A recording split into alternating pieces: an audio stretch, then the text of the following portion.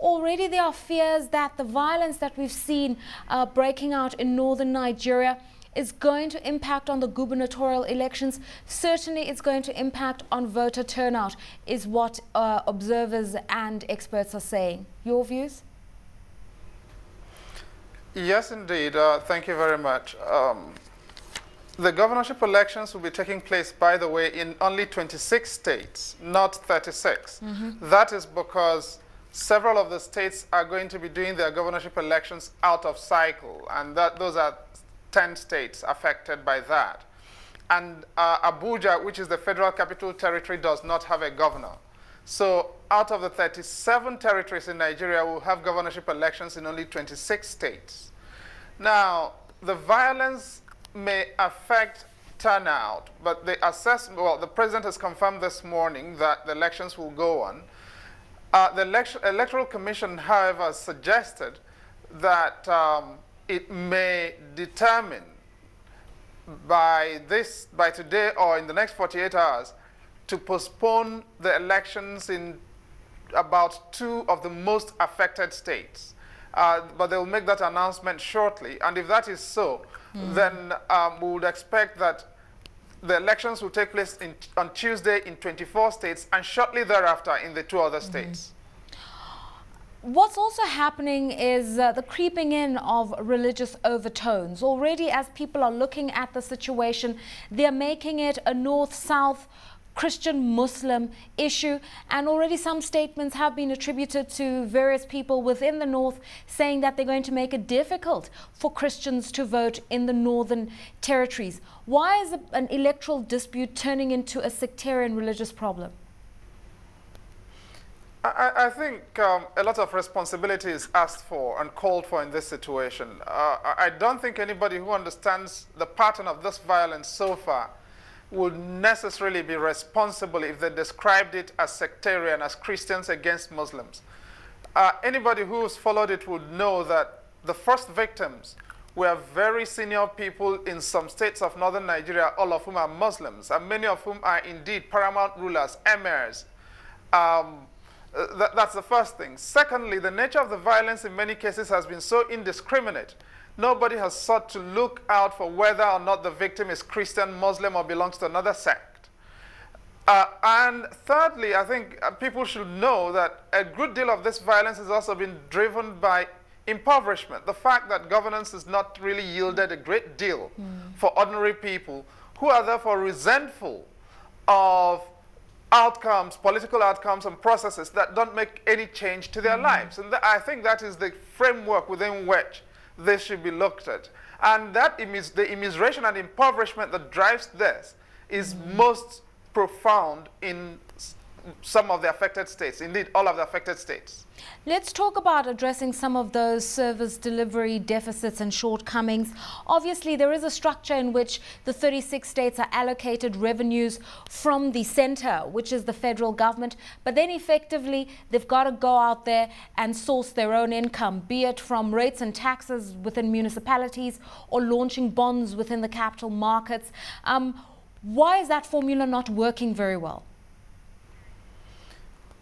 Look, politics has not worked for ordinary people in Nigeria, but ordinary people in Nigeria are prepared for politics. The politicians are the people who are so far not prepared for politics, and they've got to learn to do politics. They're also not doing development with the opportunities offered by leadership. And so corruption, high-level corruption and plunder of public resources is at the heart of this. And so it's not just that they are not raising revenue, but they're also not using the limited resources that they get from their locations. What that means is that government is unable to deliver for ordinary people. It loses legitimacy in the eyes of ordinary people, and that in turn democratizes violence, which is really what we're seeing. Talking about this issue, we've also seen, and certainly this is now my observations, it's not necessarily a matter of fact, I get a sense when I come to Nigeria that some of the bigger states and the resource-rich states are the ones that perform better. Lagos has the advantage of being the capital, having the brains trust of some of Nigeria's most talented people living within the city, and the governor's able to leverage from that together with innovative ideas of how to manage the city. Similar things can be said about the Niger Delta and River State and other areas like that where there's oil. What happens to the smaller states in a situation like this? I'm not sure it's entirely accurate to say that the research-rich states are the best managed.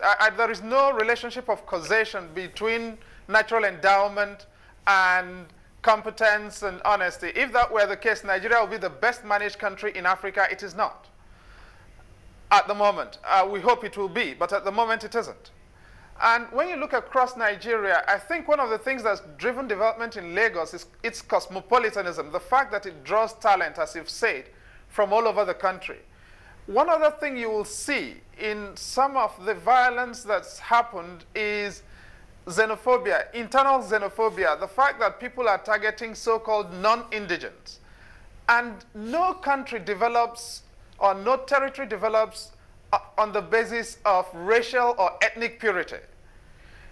And the assertion, the tendency to assert racial or ethnic purity will not drive development. It's the competition of it's brought in by cosmopolitanism, by migration, by internal migration, that helps this. And I think that is part of the problem. The fact of the matter is that the Niger Delta states are some of the worst run states in Nigeria. And that's part of the problem why you've got the problems in the Niger Delta states, by the way. And finally, going forward, let's talk about solutions that you could proffer. I mean, some of the governors will be coming to the bond markets to launch bonds by way of raising capital for major infrastructure projects that are underway. Others have embarked on major marketing for tourism purposes, investment drives. What could be done to try to attract resources and investment, and thereafter invest in the human and social development of the regions? You know, nobody takes investment to any place where that is poorly governed, disputes cannot be resolved predictably, and safety and security doesn't work. And right now, regrettably, the Nigerian dispute resolution system is mired in controversy about its integrity. The highest levels of the judicial system are accused of very severe corruption, and the safety and security system doesn't work. Post-electoral violence does not really attract investors. And it seems to me this is a time for those politicians and indeed other people who care about Nigeria within Nigeria to come together and say, look, we've got to get some basic things right. Governing the security sector, governing dispute resolution, giving people a sense that things can happen properly, and creating predictability in the rules of the game, political game, economic game, and existence in the country. That will give potential investors the assurance that whatever they bring to the country can work. The next thing you've got to address, though, is accountability. The governments looking to issue bonds have to do that within the rules. At the moment, most of them are not doing it within the rules, and those bonds are really not going to attract too many investors, which cannot be good for their yield.